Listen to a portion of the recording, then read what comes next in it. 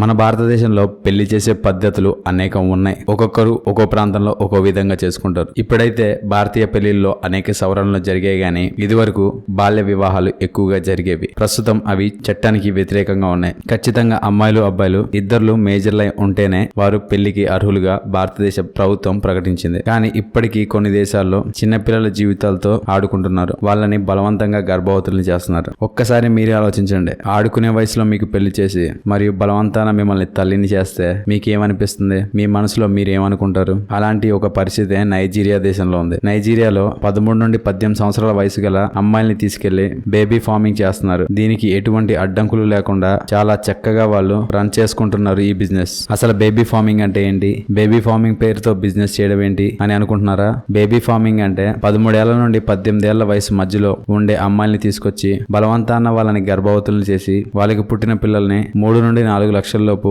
ఆ దేశంలోని సంతానం లేని వాళ్ళకి అమ్మేస్తారు. ఇదంతా ఆ దేశంలో ఇల్లీగల్ గా జరుగుతున్న పనులు. దీన్నే బేబీ ఫార్మింగ్ అంటారు. ఇలా చేసేవారిని బేబీ ఫార్మర్స్ అంటారు. ఈ బేబీ ఫార్మింగ్ లో ఉండే ఆడపిల్లలు ఎక్కువ శాతం అనాథులు మరియు కొంతమంది పేదరికం వల్ల వచ్చిన వాళ్ళు వాళ్ళ ఇంట్లో సమస్యలను బట్టి దీనికి ఒప్పుకొని వస్తారు. మరి కొంతమందిని బెదిరించి ఈ బేబీ ఫార్మర్సే ఇలాంటి దాంట్లోకి దించుతారు. ఇలా బేబీ ఫార్మింగ్ కి గురయ్యే ఆడపిల్లల యొక్క హెల్త్ గురించి గానీ వాళ్ళ హావభావాల గురించి గానీ ఇక్కడి వాళ్ళు పట్టించుకోరు. ఇది ఎక్కువగా హాస్పిటల్స్ లోను అనాథాశ్రమాల్లో జరుగుతూ ఉంటాయి. ఇక్కడ చిక్కుకున్న ఆడపిల్లలందరూ ఎక్కువ శాతం మైనర్సే ఉన్నారు. అయితే పొరపాటున వీరు అబార్షన్ చేసుకుందామన్నా నైజీరియాలో అబార్షన్ అనేది ఒక పెద్ద క్రైమ్. అక్కడ అబార్షన్ చేసుకోవడం క్రైమ్ గా చూసి పోలీసులు అరెస్ట్ చేస్తారు. ఈ క్రైమే బేబీ ఫార్మర్స్ కి ప్లస్ పాయింట్ అయింది. గర్భవతులు ఒక్కసారి అయితే ఇంకా వాళ్ళకి అబార్షన్ చేసుకునే వీల్లేదు. అందుకే వీళ్ళు ఇలాంటి లాభాన్ని ఎంచుకున్నారు. వీళ్ళకి పుట్టిన పిల్లల్ని కోళ్ల ఫారంలో కోళ్లను ఉంచినట్లు ఉంచుతారు. అయితే సంతానం లేని వారికి ఇల్లీగల్ గా వీళ్ళని అమ్ముతారు. సంతానం లేని వాళ్ళు కూడా వాళ్ళకి ఇంటికి ఒక బిడ్డ వస్తుందని చూస్తారు గానీ ఈ బిడ్డని తీసుకురావడానికి